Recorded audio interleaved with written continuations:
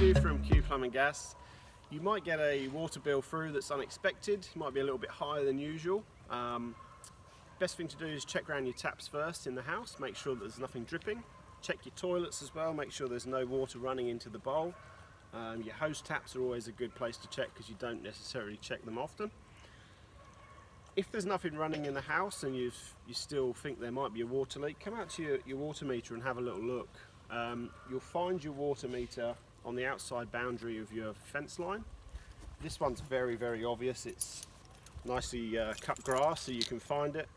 Some older properties you may find it buried in grass, so you might have to have a little hunt for it.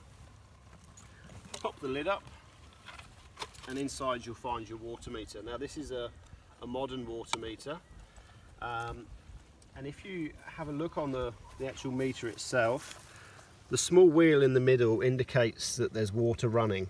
Now if you've got no taps on in your house and that's still spinning, that indicates that you've got an issue somewhere that's not seen. With the older water meters, you're not going to have these gauges on here, you're just going to have a line of numbers.